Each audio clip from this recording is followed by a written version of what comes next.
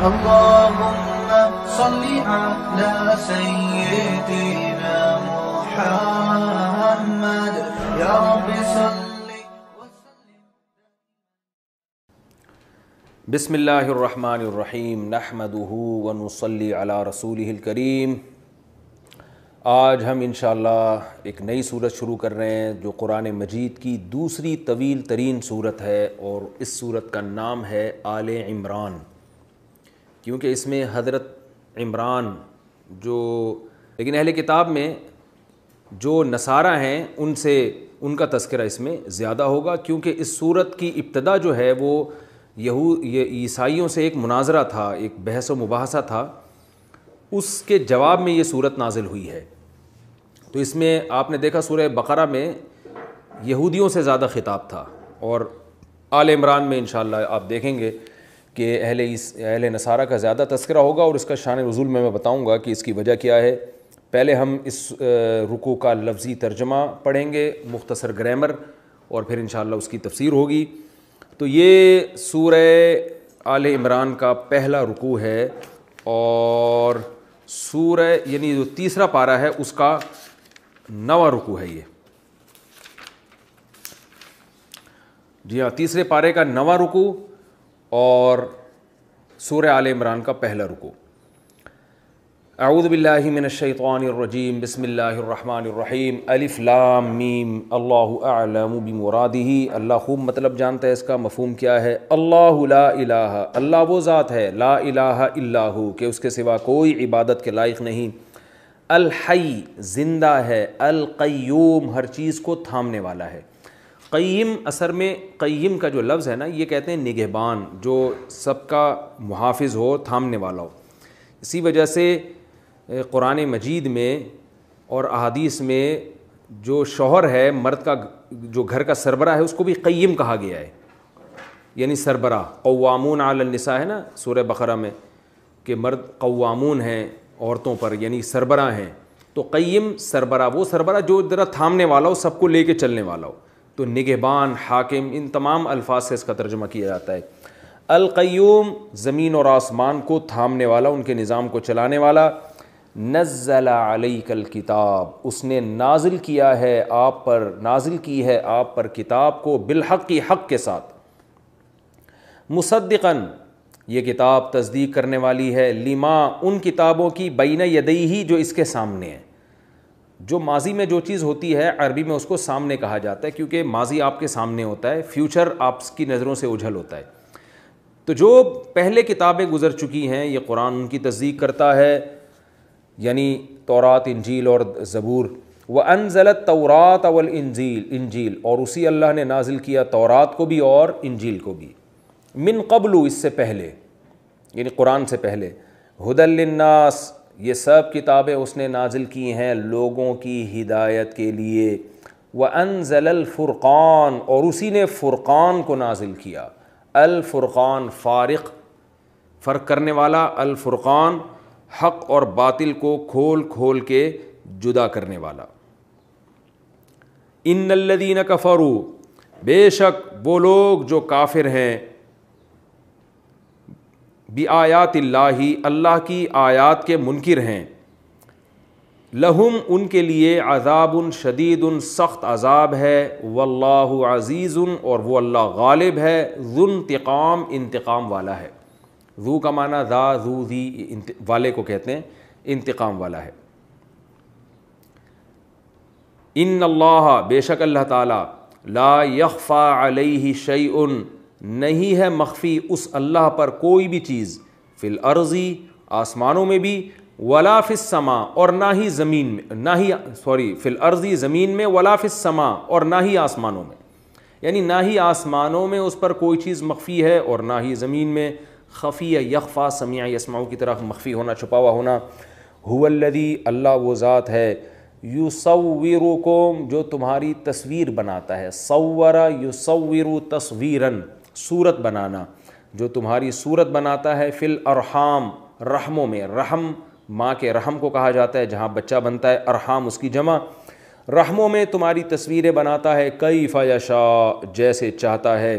لا الہ الا ہو، کوئی عبادت کے لائق نہیں ہے سوائے اس کے العزیز زبردست غالب.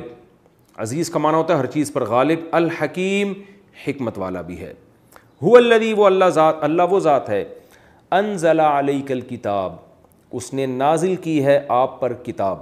منہ اس کتاب میں سے آیاتن کچھ آیتیں ایسی ہیں محکمات جو محکم ہیں مضبوط ہیں. احکمہ یحکم احکامن کا معنی ہوتا ہے مضبوط کرنا. آپ نے اردو میں لفظ دیکھا ہوگا نا مستحکم, یہ مستحکم محکم ہی سے نکلا ہے. تو مضبوط آیتیں ہیں, واضح آیتیں ہیں. ہننا یہ جو آیتیں ہیں ام الکتاب کتاب کی اصل ہیں. ترجمے میں انشاءاللہ اس کا مفہوم بتاؤں گا.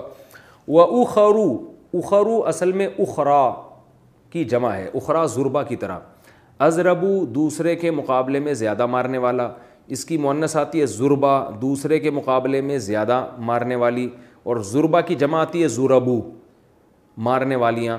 تو آخرو افعلو کی طرح اخرو تھا اصل میں. اخرو کا مطلب دوسرے کے مقابلے میں لاسٹ میں آنے والا. اخرا اس کی مؤنث ہے دوسرے کے مقابلے میں لاسٹ میں آنے والی, اور اخر اس کی جمع ہے مقابلے میں لاسٹ میں آنے والیاں. یعنی کیا مطلب, ایک کے مقابلے میں دوسری, یہ مطلب ہوگا اس کا. ضروری نہیں لاسٹ میں آنے والی ہو, ایک کے مقابلے میں دوسری. تو یہاں مطلب یہ ہوا آیتیں چونکہ مؤنث ہیں اس لیے اللہ نے فرمایا کہ ہن ام الکتاب کے کچھ آیتیں محکم ہیں جو کتاب کی اصل ہیں ہیں. وَأُخَرُ اور اس کے مقابلے میں دوسری کچھ آیتیں ایسی ہیں متشابہات جو متشابہات ہیں. متشابہ کا مطلب ہوتا ہے جس میں اشتباہ ہے, ان کا مفہوم واضح نہیں ہے, ان کی مراد واضح نہیں ہے کہ اللہ کی اس سے مراد کیا ہے, یہ واضح نہیں ہے. فَأَمَّا الَّذِينَ پس بہرحال وہ لوگ فی قلوبہم زیغن جن کے دلوں میں کجی ہے. زیغ ٹیڑھے پن کو کہتے ہیں, جن کے دلوں میں ٹیڑھا پن ہے, کجی, ہر وقت نیگیٹو سوچتے ہیں. فَيَتَّبِعُونَ وہ اتباع کرتے ہیں, پیچھے چلتے ہیں, درپے رہتے ہیں, ماں ان آیتوں کے تشابہ منہ جو اس قرآن میں سے متشابہ ہیں. تشابہ یتشابہ, تزارب یتزارب, تزاربن کی طرح جو ان میں متشابہ آیتیں ہیں جن کے مفہوم مراد کسی کے سامنے ہے ہی نہیں. تو وہ کیا کرتے ہیں, ان آیتوں کے پیچھے چلتے ہیں ابتغاء الفتنتی فتنہ تلاش کرنے کے لیے. ابتغاء کا معنی تلاش کرنا, وابتغاء تأویلہ اور ان آیتوں کی تعویل کو تلاش کرنے کے لیے. تعویل کہتے ہیں تفسیر کو. تعویل سے وہ تعویل مراد نہیں ہے جو ہم اردو میں یا عربی میں کہتے ہیں اس کی تعویلات کر رہا ہے, گول مول گھما رہا ہے, یہ نہیں. تعویل کا مطلب عربی میں تفسیر. ان آیتوں کی تفسیر تلاش کرنے کے پیچھے لگے رہتے ہیں. وما يعلم تأویلہ الا اللہ حالانکہ نہیں جانتا ان کی تفسیر مگر اللہ تعالیٰ. یعنی جو متشابہ آیتیں ہیں ان کی تفسیر صرف اللہ ہی جانتا ہے. والراسخون فی العلم اور جو لوگ علم میں راسخ ہیں مضبوط ہیں. رسوخ مضبوطی کو کہا جاتا ہے. راسخ جو علم میں گہرائی میں گھسے ہوئے لوگ ہیں وہ کیا کہتے ہیں, یقولون وہ کہتے ہیں آمنا بہ کہ ہم ان آیتوں پر بھی ایمان رکھتے ہیں. کل من عندی ربنا سب آیتیں ہمارے رب کی طرف سے ہیں, یعنی محکم ہو یا متشابہ ہوں سب ہمارے رب کی طرف سے, ہم سب پر ایمان رکھتے ہیں. وما یذکر الا اولو الالباب اور اللہ فرماتے ہیں نصیحت حاصل نہیں کرتے, یتذکروا تھا اصل میں یتصرفوا کی طرح, مگر اولو الالباب عقل والے لوگ. عقل والے ہیں جو نصیحت حاصل کرتے ہیں. ربنا اے ہمارے رب, یعنی یہ لوگ دعائیں بھی مانتے ہیں. یقولون یہ لوگ کہتے ہیں جو راسخین فی العلم میں کیا کہتے ہیں, ربنا اے ہمارے رب لا تزغ قلوبنا ہمارے دلوں کو ٹیڑھا مت کیجیے. ازاغ یزیغ ازاغتن اصل میں تھا ازوغ یزوغ ازواغن, اکرم یکرم اکرامن کی طرح. لا تکرم اکرام مت کرو, لا تزغ ٹیڑھا مت کر, تو تزغ کو پڑھا جاتا ہے تزغ. اے اللہ ہمارے دلوں کو ٹیڑھا مت کر, کجی پیدا مت کر. بعد اذ بعد اس کے کہ از کا معنی جب, ہدیتنا تو نے ہمیں ہدایت دے دی. اے اللہ اب ہمیں ہدایت جب تو نے ایک دفعہ دے دی ہے, اسلام کی توفیق دے دی ہے, اب اس کے بعد ہمارے دلوں کو یہاں سے ہٹائیے گا مت, ٹیڑھا مت کیجیے گا. وہب لنا واو کا معنی اور ہب ہبا کر دے. اس اصل میں آتا وہب یوہبو جس کو پڑھا جاتا ہے یہبو, تو یہبو میں جب حرف عطین حذف کریں گے تو ہب بن جائے گا امر. وہب لنا اور ہبا کر دے تو ہمارے لیے, من لدن کا اپنی طرف سے, رحمتن رحمت بھی دے دے ہمیں. انکا بے شک تو, انت الوہاب بے شک تو وہاب ہے, صیغہ مبالغہ ہے. بہت زیادہ عطا کرنے والا ہے۔ ربنا اے ہمارے رب، انکا بے شک تو جامع الناس لوگوں کو جمع کرنے والا ہے، جمع یجمع جمع کرنا، جامع جمع کرنے والا، بے شک تو لوگوں کو جمع کرنے والا ہے، لیوم ایک ایسے دن میں لا ریب فیہ جس میں کوئی شک نہیں ہے، یعنی جس کے واقع ہونے میں کوئی شک نہیں ہے۔ ان اللہ بے شک اللہ تعالیٰ لا یخلف المیعاد اپنے وعدوں کی خلاف ورزی نہیں کرتا۔ اخلف یخلف کا معنی خلاف ورزی کرنا۔ یہ تو اس رکوع کا لفظی ترجمہ تھا۔ اب آئیے ہم اس کی تفسیر کی طرف چلتے ہیں۔ سورہ آل عمران بڑی دلچسپ صورت ہے، اس میں بہت واقعات ہیں پیغمبروں کے بھی، اور کچھ غزوہ احد کو بڑی تفصیل سے اس میں بیان کیا گیا ہے، کچھ احکام بھی ہیں۔ یہ جو شروع ہوتی ہے اصل میں نبی صلی اللہ علیہ وسلم کے پاس اہل نجران کے کچھ عیسائی راہب آئے تھے اور آپ صلی اللہ علیہ وسلم سے بحث کرنے کے لیے، مناظرہ کرنے کے لیے، اور انہوں نے کچھ اشکالات کیے تھے۔ نبی صلی اللہ علیہ وسلم نے ان کو دعوت دی کہ اسلام قبول کرو، توحید کے راستے پر آ جاؤ، حضرت عیسیٰ اللہ کے بیٹے نہیں ہیں، توحید بیان کی ان کے سامنے۔ وہ اشکالات کرتے تھے، یہاں تک کہ پھر مباہلے کا چیلنج دیا گیا ان کو۔ اس مباہلے کا ذکر بھی آل عمران میں، تعالوا ندعو ابناءنا وابناءکم ونساءنا ونساءکم وانفسنا وانفسکم ثم نبتہل فنجعل لعنت اللہ علی الکاذبین، کہ تم بھی اپنے رشتہ داروں کو لے آؤ، میں بھی لے آتا ہوں، ہم دونوں مل کے دعا کرتے ہیں، جو سچا ہوگا وہ بچ جائے گا اور جو جھوٹا ہوگا اس پر اللہ کی لعنت۔ لیکن وہ عیسائی ڈر گئے تھے، پھر وہ فرار ہو گئے، بھاگ گئے، وہ مناظرے میں، وہ مباہلے کے لیے نہیں آئے۔ نبی صلی اللہ علیہ وسلم نے فرمایا اگر یہ آ جاتے تو ان کو آگ کھا جاتی، ان کو ہلاک کر دیتی، او کما قال صلی اللہ علیہ وسلم۔ تو وہ آئے تھے، بحث مباحثہ ہوا ان سے، تو وہ یہ کہتے تھے کہ دیکھیں ہمارے پاس جو اللہ کی کتاب انجیل ہے اس میں تو خود لکھا ہوا ہے کہ حضرت عیسیٰ کلیمت اللہ ہے، اور خود قرآن بھی ان کو کلیمت اللہ کہتا ہے، اور روح اللہ بھی قرآن نے کہا ہے کہ اللہ کی روح ہیں۔ تورات میں بھی لکھا ہے کہ انجیل میں بھی لکھا ہے کہ حضرت عیسیٰ علیہ السلام روح اللہ ہیں، اللہ کی روح ہے، اور قرآن میں بھی لکھا ہے کہ روح اللہ ہیں اور کلیمت اللہ ہیں، اللہ کا کلمہ بھی ہیں، اللہ کی روح بھی ہیں۔ اور بعض حضرات کا یہ بھی دعویٰ تھا، بعض روایتوں میں آتا ہے کہ ابن اللہ کا لفظ بھی وہاں لکھا ہوا ہے انجیل میں، ابن اللہ، ابن کہتے ہیں بیٹے کو، اللہ کے بیٹے۔ تو یہ سب چیزیں تو خود لکھی ہوئی ہیں، تو جو روح ہوتی ہے وہ تو اسی کا باڈی کا حصہ ہوتی ہے، جیسے میری روح تو میرے جسم کا ایک حصہ ہے۔ تو لہذا حضرت عیسیٰ علیہ السلام کو جو ہم نے اللہ کے ساتھ الوہیت میں شریک کیا ہے تو یہ اللہ سے الگ نہیں ہے، بلکہ اللہ ہی کا ایک معاذ اللہ پارٹ ہے، اللہ کا ایک حصہ ہے اور اللہ کا بیٹا ہے۔ اور کلیمت اللہ کا مطلب اللہ نے کلام کیا تو اللہ کی کلام جو ہے نا یہ مجسم شکل میں ہمارے پاس آیا، اور کسی کا بھی کلام جو ہے نا وہ اس کے علاوہ کوئی دوسری چیز نہیں ہوتی، وہ اسی کی ایک صفت ہوتی ہے۔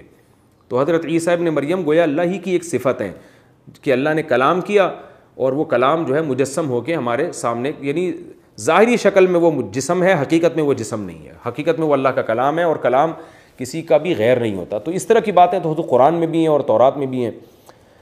تو ان باتوں کا ان آیتوں میں جواب دیا گیا اور توحید بیان کی گئی کہ تم جو حضرت عیسیٰ ابن مریم کو مصیبتوں میں پکارتے ہو، ان کو بھی تعویلات کر کے معبود کہتے ہو، یہ معبود کہنا درست نہیں ہے۔ تو عیسائیوں کا وفد سامنے بیٹھا تھا اور آپ صلی اللہ علیہ وسلم پر یہ آیتیں نازل ہوئیں کہ آپ ان کو یہ اللہ کی طرف سے کلام پڑھ کے سنا دیں۔ الف لام میم اللہ اعلم بمرادہ، اللہ اس کی مراد جانتا ہے۔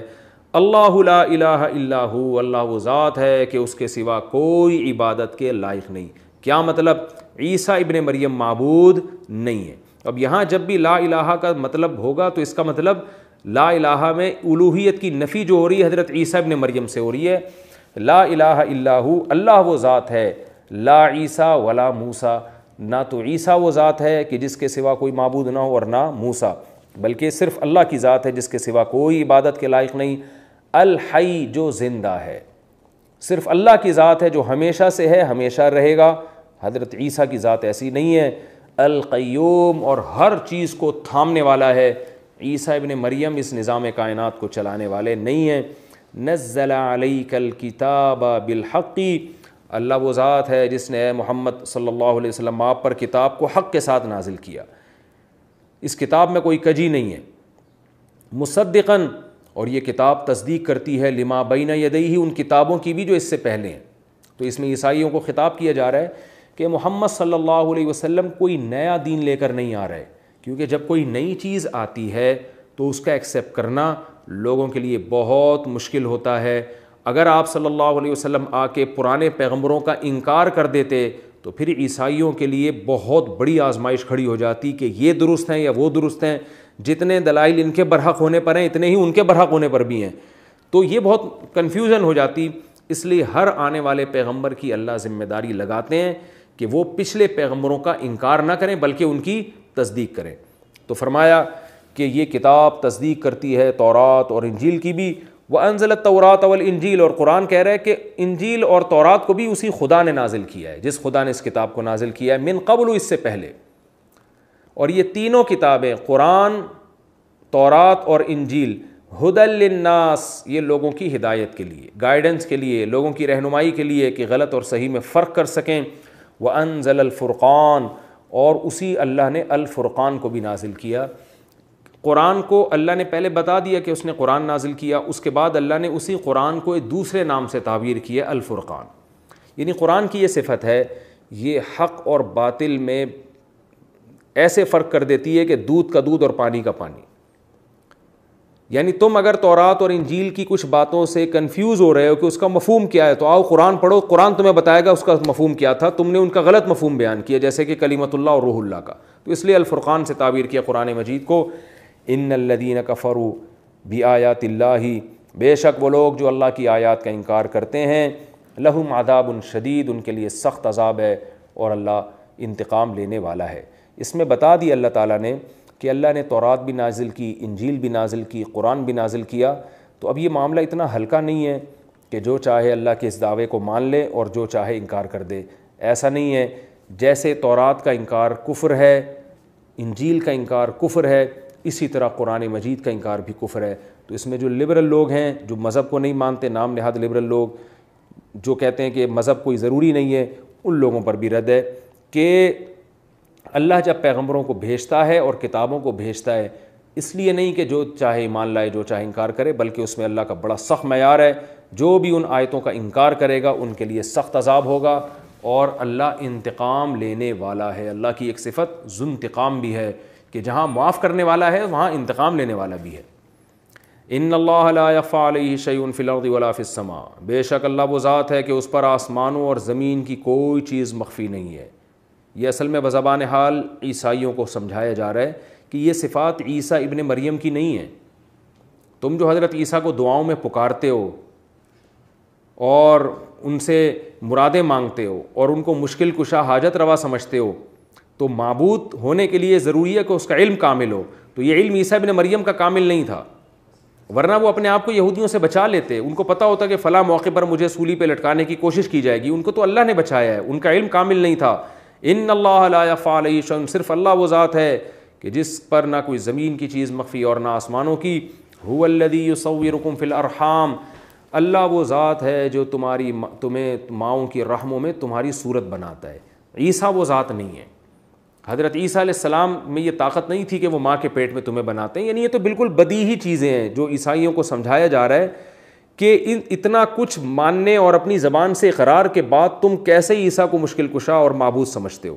تو اللہ وہ ذات ہے جو تمہیں تمہاری ماں کے پیٹ میں جو صورت چاہتا ہے، کیف یشاء، جیسی صورت چاہتا ہے عطا کرتا ہے۔ لا الہ الا ہو، کوئی عبادت کے لائق نہیں ہے مگر وہی ذات۔ یعنی اتنی صفات کر کے پھر اللہ نے دوبارہ اس کلمے کو ریپیٹ کیا، کوئی عبادت کے لائق نہیں ہے مگر وہ العزیز، ہر چیز پر غالب ہے، چاہے تو سزا دے دے تمہیں، الحکیم، لیکن حکمت والا ہے، سزا نہ دینے میں کوئی حکمت ہے۔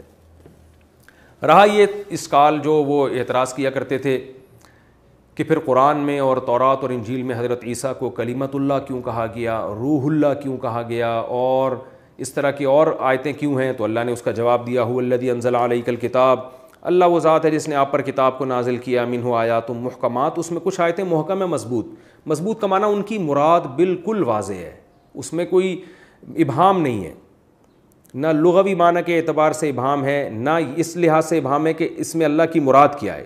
جیسے نماز پڑھو، روزہ رکھو، اللہ ہر چیز پر قدرت رکھتا ہے، ختم نبوت کا مسئلہ قرآن نے بیان کیا، اور جنت اور جہنم، یہ بالکل واضح آیتیں ہیں، ان میں کوئی ابہام نہیں ہے۔ اللہ کے فرشتے بھی ہیں اور جنات بھی ہیں، اور شیطان کا جو انکار کیا اس نے آدم علیہ السلام کے سجدے سے، پھر اس کو جنت سے نکالا گیا، آدم علیہ السلام کو جنت سے نکالا گیا اور شیطان کو ہمیشہ کے لیے دھتکار دی۔ یہ جو آیتیں ہیں، یہ نماز کا حکم، زکوٰۃ کا حکم، والدین کے ساتھ حسن سلوک کا حکم، اور عورت کا مال کھانے پر پابندی، اور یتیموں کا مال کھانے پر پابندی، اور تجارت حلال طریقے سے کرو، حرام مت کھاؤ، یہ ساری آیتیں بہت واضح ہیں۔ فرمایا ہن ام الکتاب، یہ قرآن کی اصل آیتیں ہیں۔ اصل کے کیا مطلب؟ یہ اصول ہیں۔ آگے کچھ آیتیں متشابہ ہیں۔ متشابہ کا مطلب ہوتا ہے جن کی یا تو مطلب ہی پتہ نہیں ہوتا۔ علماء نے اس کی دو قسمیں بیان کی، ایک متشابہ المعنی اور ایک متشابہ الکیف۔ معنی کا مطلب یہ کہ جس کا لفظی ترجمہ ہی نہیں پتہ ہمیں، جیسے الف لام میم اور حا میم عین سین قاف اور نون، یہ آیتیں جن کو حروف مقطعات کہا جاتا ہے، ان کا تو اصل مفہوم ہی نہیں پتہ ہے کہ اس کا مطلب کیا ہے، یہ بھی متشابہات میں۔ اور کچھ ایسی ہیں جن کا لغوی مطلب تو ہمیں پتہ ہے، لیکن ان سے اللہ کی پوری مراد کیا ہے، ان کی کیفیت کیا ہے، وہ ہمیں معلوم نہیں ہے۔ جیسے قرآن میں آتا ہے کہ الرحمن علی العرش استویٰ، رحمان عرش پر مستوی ہے، ساتوں آسمانوں کے اوپر عرش ہے، اس کے اوپر اللہ تعالیٰ کی ذات ہے۔ اب کیسے ہے ہمیں نہیں پتہ، کیونکہ اللہ تعالیٰ کا ظاہر انسانوں کی طرح تو جسم نہیں ہوتا، اللہ تو جسم سے پاک ہے، اللہ تعالیٰ ان صفات سے پاک ہے جو انسانوں کی طرف منسوب کی جاتی ہیں، تو اس میں ہمیں نہیں معلوم۔ حدیث میں آتا ہے، بلکہ قرآن میں ہی ہے، والسماوات مطویات بیمینہ، سارے آسمان اللہ کے دائیں ہاتھ میں لپٹے ہوئے ہوں گے، والارض جمیعا قبضتہ یوم القیامۃ والسماوات مطویات بیمینہ، آسمان سارے دائیں ہاتھ میں لپٹے ہوئے ہوں گے اور زمین اس کے قبضے میں ہوگی۔ تو اب دائیں ہاتھ بایاں ہاتھ یہ کیا مراد ہے؟ اور حدیث میں آتا ہے کلتا یدیہ یمین، اللہ کے دونوں ہاتھ داہنے ہی ہیں۔ تو صحابہ بھی ان آیتوں کا مفہوم نہیں پوچھا کرتے تھے آپ صلی اللہ علیہ وسلم سے، اور نہ نبی نے ہمیں بتایا۔ تو اللہ فرماتے ہیں کہ کچھ آیتیں متشابہات میں سے ہوتی ہیں، تو جو محکم آیتیں ہیں ان کو ام الکتاب کہا گیا۔ کیا مطلب؟ وہ اصل ہے۔ تو متشابہ کا ایسا مفہوم بیان کرنا ہے کہ وہ اصل سے نہ ٹکرا رہا ہو۔ آپ اگر متشابہ کا تفصیل بیان کریں گے، اس کو سمجھانے کی کوشش کریں گے، تو اصل پر محکمات پر پیش کریں گے اس کو، جو اصل آیتیں ہیں۔ مثال کے طور پر اصل آیت کیا ہے؟ ام الکتاب لیس کمثلہ شیء، قرآن کہتے ہیں اللہ جیسا کوئی بھی نہیں ہے۔ تو آپ نے متشابہ کی ایسی تفسیر بیان کر دی کہ اس میں اللہ کا مخلوق جیسا ہونا لازم آ رہا ہے، تو اس کا مطلب آپ محکم آیتوں کو اصل نہیں مانتے۔ اصل کا مطلب یہ اصولی ہیں، آگے جو بھی تفسیر ہوگی ان اصولوں کو سامنے رکھ کر ہوگی، ان اصولی آیتوں کو سامنے رکھ کر ہوگی۔ تو اصولی آیت کیا ہے کہ لیس کمثلہ شیء، اللہ جیسا کوئی بھی نہیں ہے۔ تو اب جب ہمارے سامنے یہ آیت آ گئی، تو اب قرآن میں آ رہا ہے کہ اللہ کے دائیں ہاتھ میں آسمان لپٹے ہوئے ہوں گے، تو اگر ہم اس کی تفسیر یہ کرتے ہیں بالکل ایسے ہاتھ ہے جس میں آسمان لپٹے ہوئے ہوں گے، اس کا مطلب آپ اللہ کو انسانوں جیسا قرار دے رہے ہو۔ تو آپ نے متشابہ کی ایسی تفسیر کی جو محکم کو آپ نے اصل مان کے نہیں کی، بلکہ محکم سے وہ ٹکرا رہی ہے۔ تو اس لیے اللہ نے فرمایا ہن ام الکتاب، محکم آیتیں اصل ہیں، وَأُخَرُ مُتَشَابِهَاتٌ، اور کچھ متشابہ ہیں، فَأَمَّا الَّذِينَ فِي قُلُوبِهِمْ زَيْغٌ، جن کے دلوں میں کجی ہوتی ہے، فَيَتَّبِعُونَ مَا تَشَابَهَ مِنْهُ، تو وہ ان آیتوں کے در پہ رہتے ہیں، ان کے پیچھے پڑے رہتے ہیں جو متشابہ ہیں۔ مقصد ان کا کیا ہوتا ہے؟ ابتغاء الفتنہ، فتنے کی تلاش، وابتغاء تأویلی، اور اس کی تفسیر کی تلاش، یعنی مراد غلط تفسیر، غلط مفہوم کی تلاش میں، جو ایسا مفہوم جو محکم سے ٹکرا رہا ہو۔ تو اس میں اللہ نے بتا دیا کہ یہ جو قرآن مجید میں اللہ کے لیے، حضرت عیسیٰ کے لیے کلمت اللہ کا لفظ ہے، روح اللہ کا لفظ ہے، یہ بھی متشابہ ہے۔ کیا مطلب؟ اس کا وہ مفہوم نہیں ہے جو آپ کو فوراً پہلی دفعہ میں سمجھ میں آ رہا ہے۔ وہ کلمت اللہ کا مطلب تو اللہ کا کلام، تو کلام تو اللہ کی ایک صفت ہے، حضرت عیسیٰ کلام تھوڑے ہی ہیں۔ اور روح کا مطلب، میری روح کا مطلب میری باڈی میں جو روح ہے جس کی وجہ سے میں زندہ ہوں۔ تو روح اللہ کا اگر ہم یہ مطلب لیں گے کہ اللہ کی باڈی میں، معاذ اللہ کی ایک باڈی، اس میں اللہ کی روح ہے، اور وہ روح جو ہے نکل کے حضرت عیسیٰ کی شکل میں آئی، تو یہ تو محکم سے ٹکرا رہی ہے۔ یہ اس کا مطلب آپ نے اللہ کو بھی انسانوں جیسا مان لیا۔ تو روح اللہ اور کلمت اللہ کا ہم وہ مفہوم بیان کریں گے جو محکم سے ٹکرائے نہیں۔ اور وہ صحیح مفہوم کیا ہے کہ حضرت عیسیٰ کو کلمت اللہ مجازن کہا گیا ہے۔ کیا مطلب؟ اللہ نے حضرت مریم کے جو ہے نا رحم میں پھونک لگائی جس سے حضرت عیسیٰ وجود میں آئے، تو اللہ کے کلمہ کن، اللہ نے کہا ہو جا، کن کی طاقت ہے نا، یعنی بغیر کسی سبب کے اللہ نے حضرت عیسیٰ کو پیدا کیا کلمہ کن کی طاقت سے. کن کا مطلب اللہ کہتے ہیں جب اللہ کسی چیز کو کہہ دے نا کن فیکون تو وہ ہو جاتی ہے. جیسے سورہ یاسین کے آخر میں انما امرہ اذا اراد شیئا ان یقول لہ کن فیکون. اس کی یہ شان ہے کہ اگر وہ کسی چیز کے بارے میں کہہ دے ہو جا تو وہ ہو جاتی ہے. تو عام طور پر جو اللہ نے اس کائنات کو بنایا اور جو کائنات جس نہج پہ چل رہی ہے وہ تمام چیزیں لاجک کے تحت ہیں. میاں بیوی کا ملاپ ہوتا ہے, اس سے بچے پیدا ہوتے ہیں, ان سب چیزوں کی ایک سائنٹیفک لاجک ہے. اللہ نے ہر چیز کو ایک لاجک کے ساتھ جوڑا ہوا ہے. لیکن حضرت عیسیٰ علیہ السلام کا جو وجود تھا وہ عام انسانوں کے پیدا ہونے کی طرح نہیں تھا. بغیر باپ کے اللہ نے حضرت مریم کے رحم میں کلمہ کن کی طاقت سے حضرت عیسیٰ کو پیدا کیا. تو اس لیے اس کلمہ کن کی طاقت سے پیدا ہونے کی وجہ سے حضرت عیسیٰ کو کلمۃ اللہ کہا گیا, اللہ کا کلمہ, یعنی اللہ کی وہ مخلوق جو اللہ کے کلمے کی وجہ سے پیدا ہوئی اور اس کی کوئی سائنٹیفک لاجک نہیں تھی.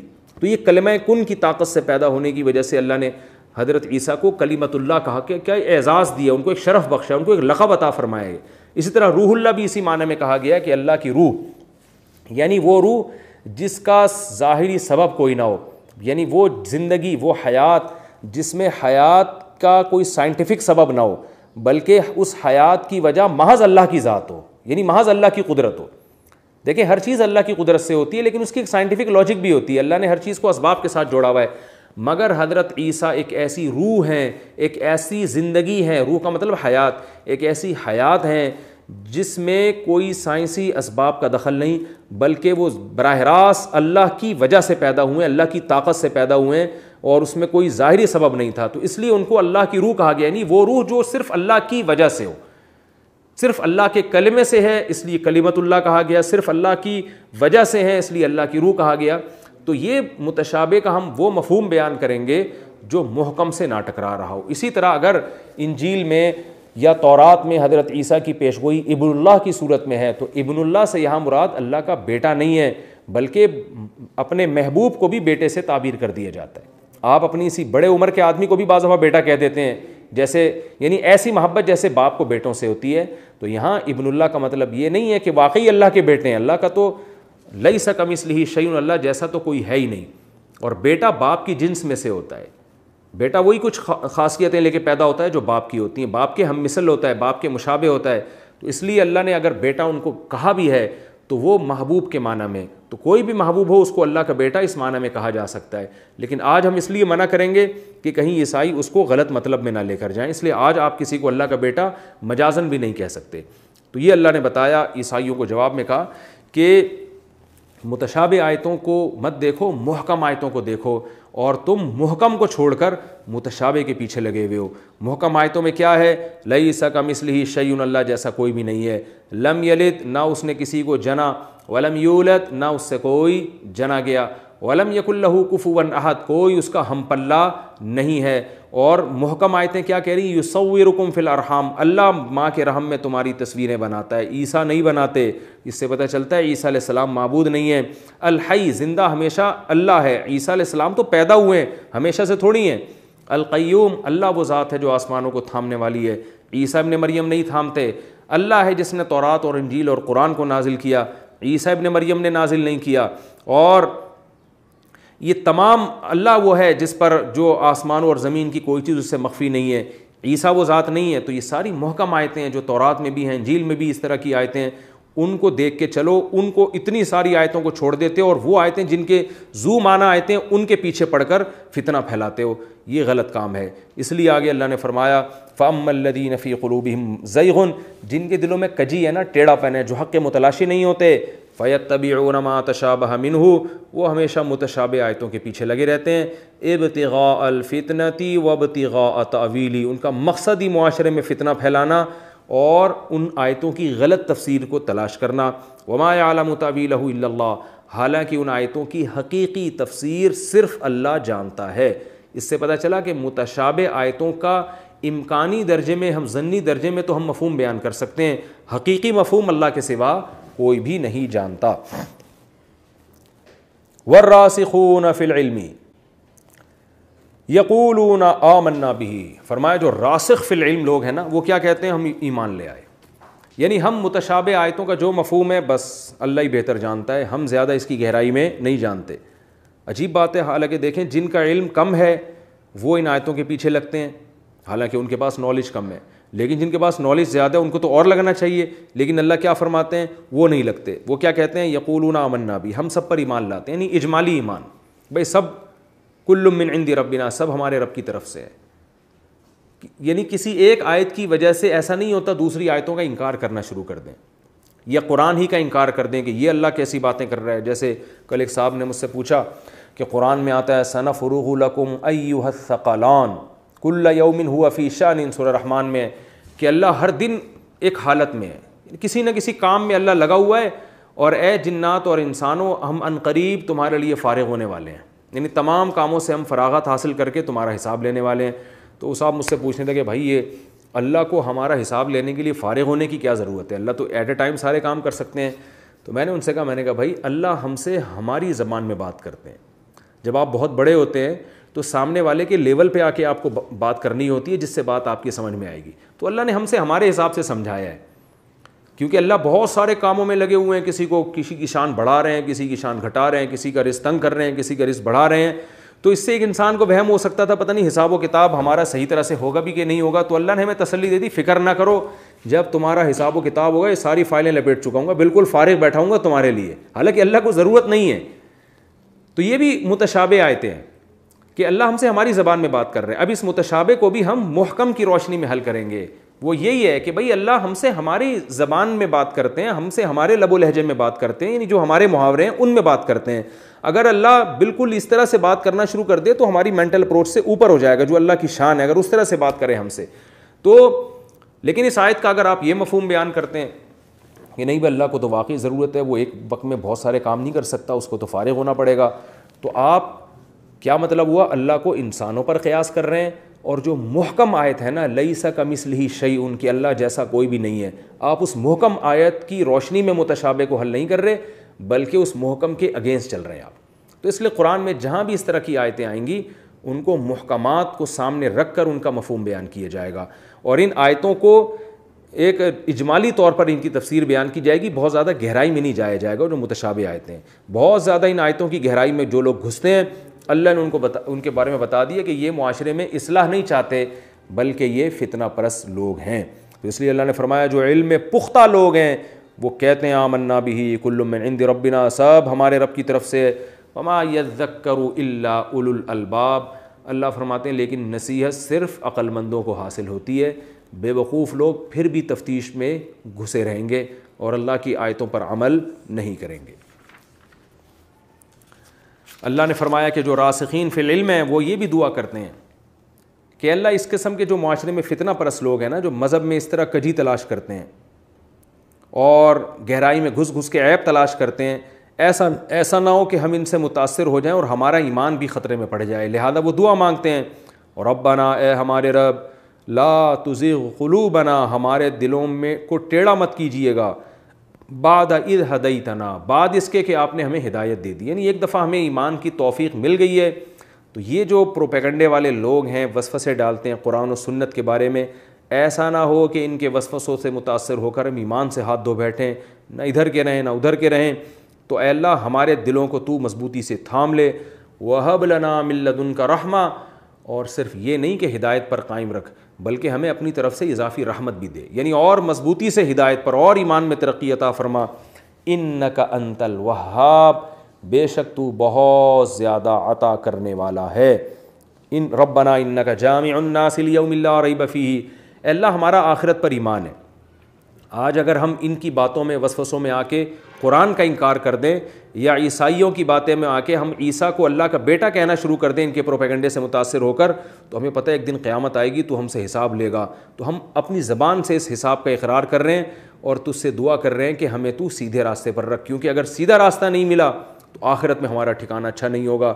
ربنا، اے ہمارے رب، انک جامع الناس، بے شک تو لوگوں کو جمع کرنے والا ہے، لیوم، ایک ایسے دن، لا ریب فیہ، جس کے واقع ہونے میں کوئی شبہ نہیں ہے. ان اللہ لا یخلف المیعاد، اللہ فرماتے ہیں واقعی اللہ اپنے وعدے کی خلاف ورزی نہیں کرتا، اللہ انسانوں کو ایک دن جمع کرے گا.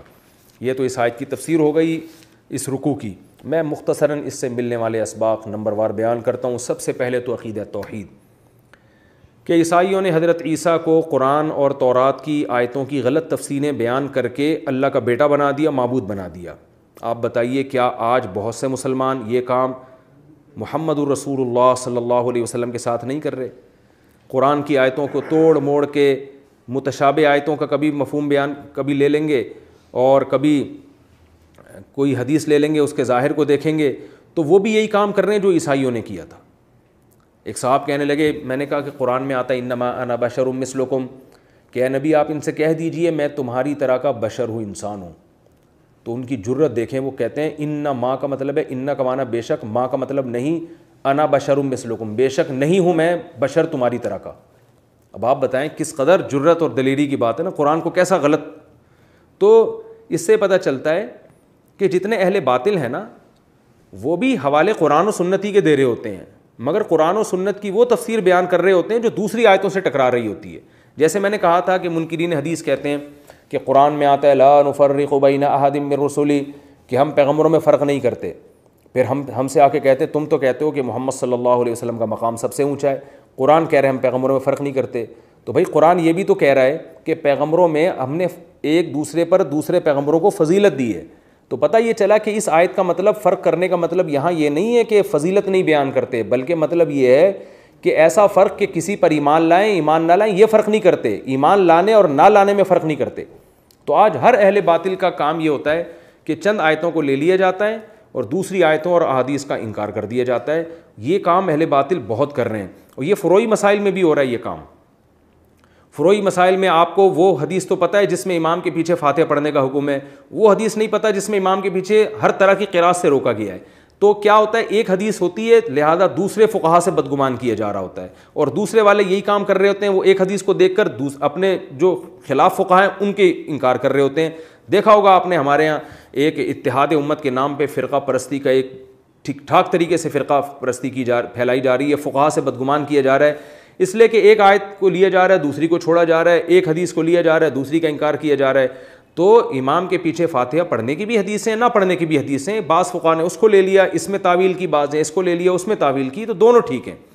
لیکن یہ یہود و نصارہ کی خصلت تھی کہ چند کو لے کے باقیوں پر جو ہے نا وہ فتوے تھوپنا شروع کر دینا۔ تو خاص طور پر عقیدے کے معاملے میں بہت زیادہ زیادتی ہو رہی ہے۔ آج جو ہمارے ہاں شرک پھیلا ہوا ہے، آپ صلی اللہ علیہ وسلم کی ذات کو بعض لوگوں نے اتنا بڑھایا ہے کہ مشکل کشا بھی کہہ دیا، حاجت روا بھی کہہ دیا۔ تو یاد رکھیں قرآن کی وہ آیتیں، وہ احادیث جن سے یہ پتہ چلتا ہے کہ آپ صلی اللہ علیہ وسلم کو اللہ نے ہر طرح کا علم دیا تھا، ان آیتوں کو ان آیتوں پہ پیش کیا جائے گا جن میں آتا ہے کہ حقیقی علم، سارا علم صرف اللہ کے پاس ہے۔ تو نبی کو ہر طرح کا علم جو دیا گیا ہے وہ دینیات سے متعلق، ضرورات دین سے متعلق، جیسے سلیمان علیہ السلام کے بارے میں آتا ہے کہ ہم کو اللہ نے ان کو ہر چیز دی تھی۔ اب بعض لوگ یہاں بھی یہ کہتے ہیں سلیمان علیہ السلام کو جب ہر چیز مل سکتی ہے تو وہ جب مشکل کشا ہو سکتے ہیں تو محمد صلی اللہ علیہ وسلم کیوں نہیں ہو سکتے؟ تو بھائی ہر چیز پر قدرت صرف اللہ کو ہے۔ تو یہاں مفہوم یہ ہے کہ حکومت چلانے کے لیے جو بیسک اور بنیادی چیزیں ہوتی ہیں وہ تمام چیزیں اللہ نے سلیمان علیہ السلام کو بھی دی تھیں اور ملکہ سبا کو بھی دی تھیں۔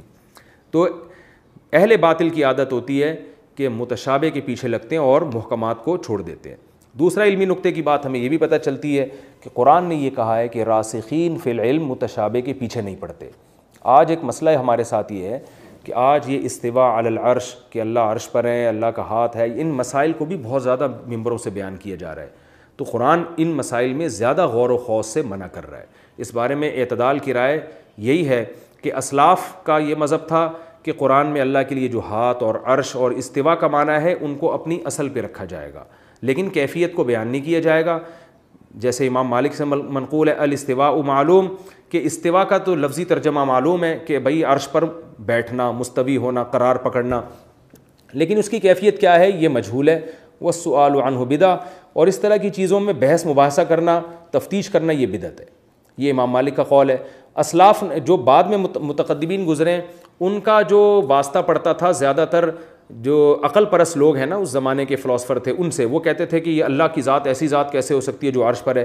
تو انہوں نے ان آیتوں کی تعویل کر لی۔ انہوں نے کہا استواء کا یہ مفہوم بھی ہو سکتا ہے استیلا، یعنی غلبہ حاصل کر لینا۔ جیسے ہم کہتے ہیں کہ بادشاہ جو ہے وہ کسی بادشاہ تخت افروز ہوا، تو مطلب یہ ہوتا ہے بادشاہ کے ہاتھ میں حکومت آ گئی۔ یہ بھی ایک مفہوم بیان کیا جاتا ہے. جیسے ہم کہتے ہیں نا کہ تختہ الٹ دیا گیا, وزیر اعظم کا تختہ الٹ دیا گیا, وزیر اعظم تختے پر براجمان ہو گئے, اور وزیر اعظم جو ہے نا کرسی آج کل فلاں کے ہاتھ میں ہے. تو اس کا مفہوم کیا ہوتا ہے؟ حکومت. تو متاخرین نے یہ تعویل کی غیر مسلموں کو خاموش کرانے کے لیے کہ تم, یا جو ایتھیسٹ تھے وہ کہتے تھے یہ خدا کیسا ہے جو عرش پر بیٹھا ہوا ہے, تو انہوں نے اس کی تعویل کر لی. انہوں نے کہا بھائی یہ بھی تو قرآن کا مطلب ہو سکتا ہے, اللہ تعالیٰ عرش پر مستوی کا مطلب کہ جیسے اللہ تعالیٰ کے ہاتھ میں حکومت ہے, تو یہ بھی کسی حد تک تعویل بھی بن سکتی ہے. تو ہماری رائے میں جو پہلا قول ہے اسلاف کا وہ زیادہ جاندار ہے, نصوص کے زیادہ قریب ہے, لیکن دوسرے قول کو 100% گمراہی قرار دینا یہ بھی غلط ہے. تو اس بارے میں ضمنی اجمالی بات کی جائے گی, یقینی بات کوئی نہیں کر سکتا اس بارے میں. تو ہم یہ کہیں گے کہ اسلاف کا جو قول ہے وہ حق کے زیادہ قریب ہے, اور بعد میں متاخرین نے جو تعویلات کی ہیں ان تعویلات میں بھی انہوں نے ان نصوص کا انکار نہیں کیا. انہوں نے یہ نہیں کہا کہ اللہ عرش پر ہے, انہوں نے کہا بھئی اللہ عرش پر بھی ہے, اور کیسے ہے وہ ہمیں نہیں پتہ, اور اللہ جو ہے وہ, اور یہ بھی ہو سکتا ہے کہ اللہ عرش پر ہونا یہ کنایہ ہو حکومت اپنے ہاتھ میں لینے سے.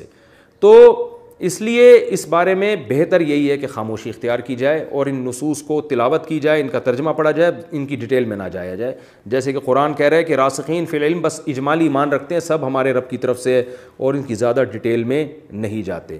اور اصل جو چیز فوکس کرنے کی ہے وہ یہ دعا کہ اللہ تو نے ہمیں جب ایمان کی توفیق دے دی تو ہمارے دلوں میں اب ٹیڑھا پن پیدا نہ کر.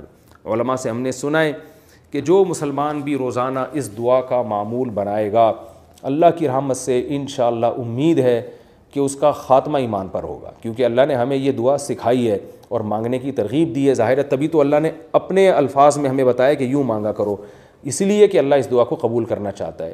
تو جن لوگوں کو بھی یہ شبہ رہتا ہے کہ پتہ نہیں ہماری موت ایمان پر ہوگی نہیں ہوگی, اسلام سے ایسا نہ ہو ہم پھر جائیں, تو شبہ بلکہ نہ بھی رہتا ہو تو یہ دعا کا معمول بنانا چاہیے کہ ربنا لا تزغ قلوبنا, اللہ بس ہمیں جب تو نے ایک دفعہ اسلام کی ہدایت دے دی اب یہاں سے ہٹانا نہیں, ہمیں کوئی ایسی طاقت نہ ہو جو ہمیں یہاں سے ہٹا سکے. اللہ تعالیٰ سے دعا ہے اللہ ہمیں ایمان پر قائم رکھے اور خاتمہ بالخیر ہمارا مقدر کر دے. وما علینا الا البلاغ.